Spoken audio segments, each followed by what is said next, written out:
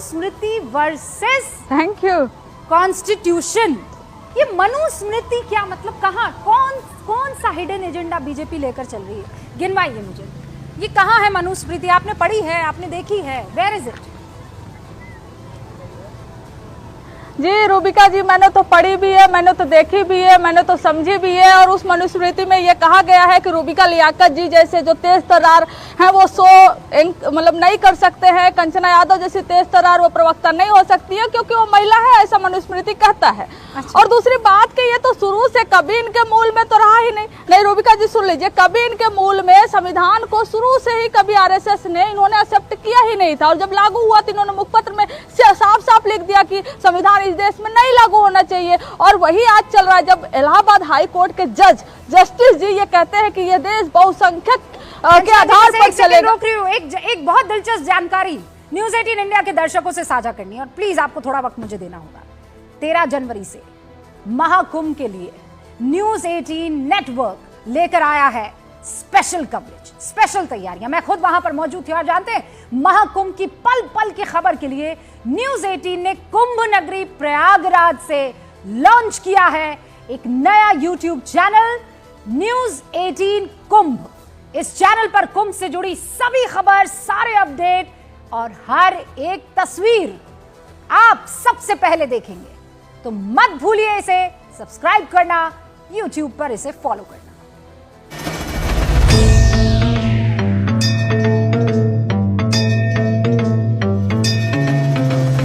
आस्था का ये पर्व है, देश का ये गर्व है। आस्था का ये पर्व है, देश का ये गर्व है। धरती का ये श्रृंगार है, मोक्ष का ये द्वार है। ये महाकुंभ है, ये महाकुंभ है, रम जाओ भक्ति में अमृत का कुंड है। ये महाकुंभ है, ये महाकुंभ है, रम जाओ भक्ति में अमृत का कुंड है। ये महाकुंभ है, ये महाकुंभ है। महाकुंभ की सबसे बड़ी कवरेज देखिए सिर्फ न्यूज 18 कुंभ यूट्यूब चैनल पर।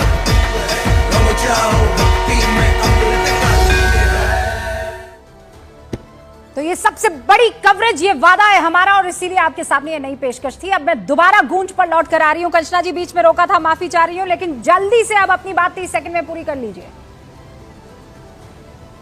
जी इसके लिए कि chief minister Bharatiya Janata party के नेता उस चीज को सपोर्ट कर देते हैं, उस बात को, तो इस पर कोई शक नहीं रह जाता है कि ये चाहते ही नहीं कि ये देश संविधान से चले। क्योंकि बहुसंख्यक की अगर बात हो तो बहुसंख्यक में हिंदू की वो बात कर रहे थे, हिंदू में भी बहुसंख्यक कौन? उसमें तो फिर ओबीसी एससी होंगे और उसमें भी नहीं। लॉजिक से इधर उधर मत हुई। आप ये कह रही है मनुस्मृति को फॉलो कर रहे हैं, तो मनुस्मृति में तो ये कह रहे हैं, आप लोग कहते हैं कि सिर्फ और सिर्फ ब्राह्मणवाद फैलाते हैं। तो कैसे हो सकता है कि मनुस्मृति को फॉलो करते हैं लेकिन सारे हिंदुओं को एक होने की बात कर रहे हैं? हर्षवर्धन जी समझ में नहीं आता है ये कौन सा वाला फॉलो कर रहे हैं आप लोग? नहीं एक सेकंड मैं आ रही हूं। कंचना जी देखिए ना, 7 लोग हैं, एक एक करके मैं आ रही हूं। ठीक, देखिए मुझे चूंकि ये बताया गया कि आज मनुस्मृति बनाम संविधान है, तो मैं जो भी बोलूंगा वो मनुस्मृति के संदर्भ से बोलूंगा। लेकिन मैं ये कतई नहीं मानता हूं कि इस देश में मनुस्मृति बनाम संविधान कुछ है। अगर ऐसा कुछ है तो कांग्रेस के प्रधानमंत्री बनते रहे तो क्या वो मनुस्मृति से बने?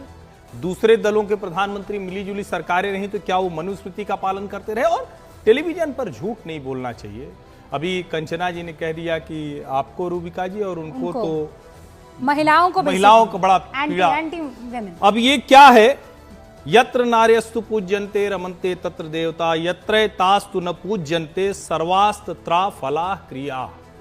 अब इसका अर्थ बताने की जरूरत तो है नहीं, वैसे तो ये तो कंचना जी तो बहुत पढ़ी लिखी जानती हैं। जहां स्त्रियों की पूजा होती है वहीं देवता निवास करते हैं, और जहां स्त्रियों की पूजा नहीं होती है, उनका सम्मान नहीं होता, वहां किए गए समस्त कर्म निष्फल हो जाते हैं।